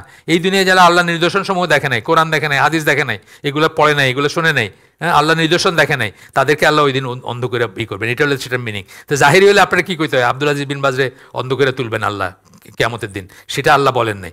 তাইলে আমরা দুইটার কোনোটাই না, জাহেরিও না আমরা বাতিনিও না, কিন্তু যেখানে যেটা প্রযোজ্য সেটা আমরা করব। আচ্ছা, গেল এটা। যিনি আল্লাহর অনেক সিফাতের রূপক ব্যাখ্যা, আচ্ছা এরপর বলতেছেন যে তিনি যখন ব্যাখ্যা প্রদান করতেন, কোনো ব্যাপারে ব্যাখ্যা প্রদান করলে তখন তারা তাকে আশারি বলে অবহিত করতো, একটু ব্যাখ্যা দিলে আশারি বলতো। আচ্ছা, উল্টাটাও আছে, গেল ইবন বাত্তার কথা আরও আছে। এসব থেকে বাঁচার কোনো উপায় নেই, তিনি কেবল কিতাব ও সুন্নাহর সাথে প্রাণপণ লেগে থাকতে পারেন এবং আল্লাহর কাছে ক্ষমা প্রার্থনা করতেন। এগুলোতে বাঁচবেন না, মানুষ আপনাকে এইসব নামে ডাকবে, এইসব আসবে। ইবন বাত্তার গল্পের বর্ণনা করতে গিয়ে সাতিবী বলেন তার কাছে মনে হচ্ছিল যে ইবন বাত্তা বুঝি সকলের মুখের মাধ্যমে কথা বলছেন, মানে সবাইয়ের কথা বলতেছেন, আমাদের সবাইয়ের কথা। আমরা যে যার ভিতর দিয়ে যাই, আমরা যাই না, আমরা যাই, আমরা ঘরেও যাই, কিন্তু ঘরে বন্ধু বান্ধবদের ভিতর, পাড়ায়, পাড়ার মসজিদে। যেমন আমি এখানে কি সুন্দর কথা বলতে, আমি আমার পাড়া মসজিদে চুপ করে যাই, জামাজটা পরে বাইরে হয়ে চলে আসি, কথাবার্তা নাই কোনো। কথাবার্তা বললে বলে আপনি বেশি জানেন, মানে পিটিশু পয়রা সকালে হাঁটতে যাবে, হেঁয়ো হেঁয়ো করে আইসা চেয়ারে বসে নামাজটা পড়লো, ফরজ নামাজ, তো নামাজ হবে না তার। নামাজের রোকন, দাঁড়ায় নামাজ পড়বে, এটা রোকন নামাজের, নামাজ হবে না তার, কারণ সে তো বসতে, সে তো তার হয়তো কোথাও লাগে সেই জায়গায় সে বসবে, যেখানে লাগে সেখানে বসবে সে। কিন্তু সে মর্নিং ওয়াক করতে পিটিশু মানে কেটস পরে আসছে, আইসা ওইটা খুলে রেখা চেয়ারে বসে পুরো নামাজটা পড়লো, ফরজ নামাজটা পড়লো। আমি যদি কই যে ভাই এটা, বলবে আপনি বেশি জানেন। তার সাপোর্টে হয়তো মসজিদের ইমামও বলবে যে আরে আপনার কি সমস্যা আছে নাকি, বলবে। আমার কাছে আমি অনেকদিন মনে করছি একটা লেখা আছে চেয়ারে বসে নামাজ পড়ার ব্যাপারে, আমার এক কাজিনের লেখা, মঞ্জুর এলাহি ভাই ওটাকে এডিট করে দিয়েছিলেন, যে ওইটা আমি ধরাই দিয়ে বলবে ভাই এটা পড়ে দেখেন। তারপরে আমি মনে করছি যে তারপরে আমার আবার বার করে দিবে, বলবে যে আপনার এই মসজিদে আইসেন না তো, এত কটা চেয়ার আছে, কেউ কার কোনো সমস্যা নেই, আপনার সমস্যা কিসে। যাই হোক, এরপরে যিনি সুন্নাহর সাথে লেগে থাকবেন অথচ যার সত্যিকার অর্থে কোরআন এবং সুন্নাহর অনুসরণ করছে না, তাদের তরফ থেকে এই ধরনের আক্রমণের মোকাবিলা করবেন না, এটা হইতে পারে না, এটা হবেই, এটা বললেন। এই ইত্যাদি করে শেষ, আমরা একদম শেষ পর্যায়ে চলে আসছি, শেষের দিকে চলে আসছি আমরা। এরপরে এই 15 মিনিটে শেষ হয়ে যাবে, 7টায় শেষ হয়ে যাবে ইনশাল্লাহ। আমরা এই বইটা শেষ আজকে, তারপরে কোনো হালাকা করবো কিনা আমরা এই দিনে, এটা ইসের মাধ্যমে জানাবো, করলে কি জানাবো। আমার একটা ইচ্ছা আছে যে ইবনুল জাওজির একটা বই আছে, ডিস্টার্বার অফ দ্য হার্টস, কিতাবুল মুকলিক, মানে যা আপনার অন্তরের শান্তি নষ্ট করে সেটার বই এটা। মানে আমরা তো খুব খালি মার্সি, আল্লাহ মাফ করে দিবেন, আল্লাহ মহান, আল্লাহ এটা, আল্লাহর যে আরেকটা চেহারা আছে, আরেকটা কথা যে আছে, সেটা আমরা ভুলেই যাই অনেক সময়, সেটা জানাটাও দরকার। উনি 597 হিজড়িতে মারা গেছেন, বুঝছেন তো, 597 হিজড়ি, রাফলি 1500 বছর আগে, তাই না? ওনার সময় উনি বলছেন যে ওয়াজিরা খালি ওয়াজের সময় খালি আল্লাহর মহব্বত এবং আল্লাহর দয়া এবং আল্লাহর করুণা, আল্লাহর মার্সি নিয়ে কথা বলে, আল্লাহর যে আর একটা চেহারা আছে সেটা বলে না। যে জন্য ওয়াজ থেকে যে বাড়িতে যায় গিয়ে খুব শান্তিতে ঘুমায় পড়ে, তার মাথায় কোনো চিন্তা আসে না যে আমি কী করতেছি, কোথায় যাচ্ছি, আমার জীবন কোন দিকে যাচ্ছে, এই চিন্তা তার মাথায় আসেন। এরপরে বলতেছেন যে যে নবীকে অনুসরণ করার, তার সুন্নাহর অনুসরণ করার সিদ্ধান্ত নেয়, সে হচ্ছে এমন এক ব্যক্তি যে আল্লাহর সন্তুষ্টি অর্জন করবে এবং যাকে জান্নাতে প্রবেশ করানো হবে, যেমনটা নবী সাল্লাল্লাহু আলাইহি সাল্লাম বলে গেছেন। আমার উম্মাহ, এখন এই হাদিসটা দিতেছেন, আমার উম্মার সকল লোকজন জান্নাতে প্রবেশ করবে কেবল তারা ছাড়া যারা প্রত্যাখ্যান করে। এই হাদিসের মধ্যে আগেও আলোচনা হয়েছে এখানে এই মজলিসে, বুখারী এবং অন্যান্য বর্ণনায় আসছে এই হাদিসটা।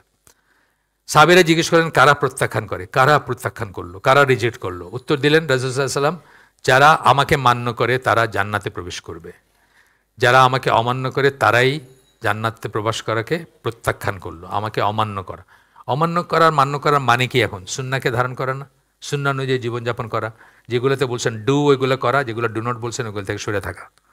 উপসংহারে, বইয়ের উপসংহারে আসছি আমরা।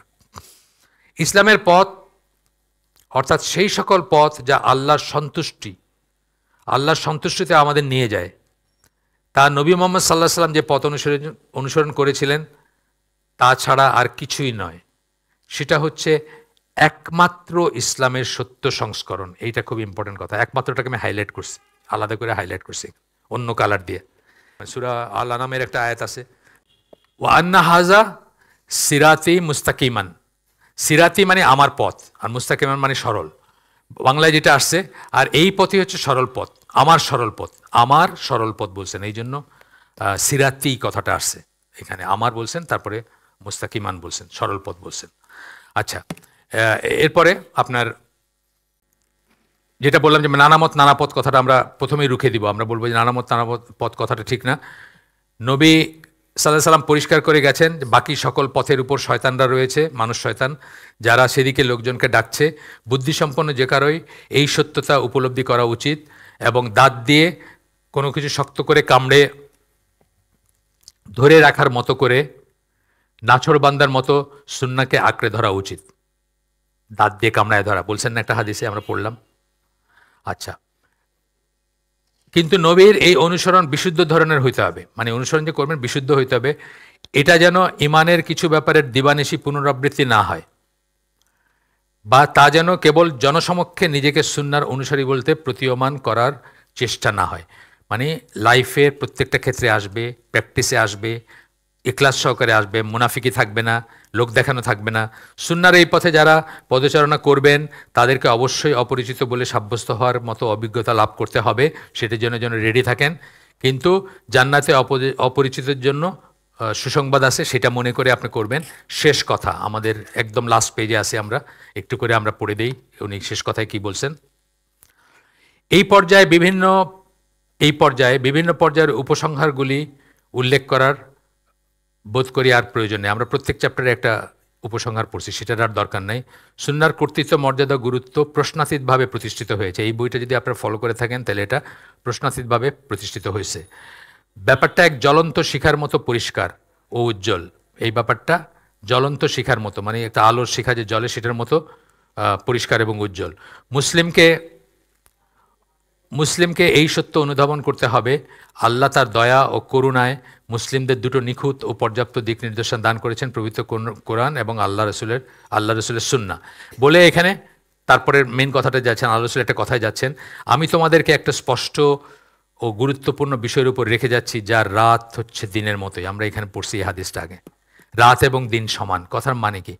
রাতে আমরা কম দেখি, রাতে ওই রাস্তার উপরটা শুই পড়ে গেলে আপনি দেখবেন না, কিন্তু দিনে দেখবেন, তাই না? কিন্তু আল্লাহ রসুল বলতেছেন এমন একটা পথের উপর রেখে যাচ্ছে যেটা রাত দিনে কোনো পার্থক্য নেই, রাত এবং দিন সমান। আমি উদাহরণ দিই ফ্লাড লাইটে ক্রিকেট খেলার মতো। ওইখানে একটা কয়েন দেন, হেড টেল দেখতেছেন না, একটা পয়সার কোনটা হেড কোনটা টেল, ওইরকম দেখতেছেন। সেইরকম একটা পথের উপর রেখে গেছেন, মানে এরপরে কনফিউজ হওয়ার কোনো কথা না, বা পথ হারানোর কোনো কথা না, বা করার কোনো কথা না। মানে আপনি কনফিউজ হবে, বা মানে এটা কি ঠিক না ওটা ঠিক, বা এটা খুঁজে পাই না, এটা দেখি না, এরকম বলার কোনো কথা না। তো বলতেছেন এমন একটা পথের উপর রেখে যাচ্ছি, আমি তোমাদেরকে একটা স্পষ্ট গুরুত্বপূর্ণ বিষয়ের উপর রেখে যাচ্ছি, এমন একটা পথের উপর রেখে যাচ্ছি যার রাত হচ্ছে দিনের মতোই। আমার পরে এই পথ থেকে কেউ বিচ্যুত হবে না। আমার পরে কারো এই পথ হারানোর উপায় নাই, কেবল একজন ধ্বংসপ্রাপ্ত ব্যক্তি ছাড়া, অর্থাৎ যে বিচ্যুত হবে সে ধ্বংস হয়ে যাবে। এতই পরিষ্কার করে রেখে যাচ্ছে। আমরা আহ, আমাদের আয়োজন এখানে শেষ করে দেব। এই কথাগুলো মনে রাখবো, লাস্ট যে কথাগুলো বললাম, সুবহানাকা আল্লাহুম্মা বিহামদিকা আশহাদু আল্লা ইলাহা ইল্লা আনতা আস্তাগফিরুকা ওয়া আতুবু ইলাইক। আমরা যে শুনলাম তার ভিতরে ভালো কিছু শুনে থাকলে সমস্ত প্রশংসা আল্লাহর, আলহামদুলিল্লাহ। খারাপ কিছু শুনে থাকলে সমস্ত ব্যর্থতা আমার, এবং সেটা শয়তানের তরফ থেকে। আল্লাহ আমাদের তৌফিক দেন যা ভালো শুনলাম তার উপর আমল করার। আসসালামু আলাইকুম ওয়া রাহমাতুল্লাহি ওয়া বারাকাতুহু।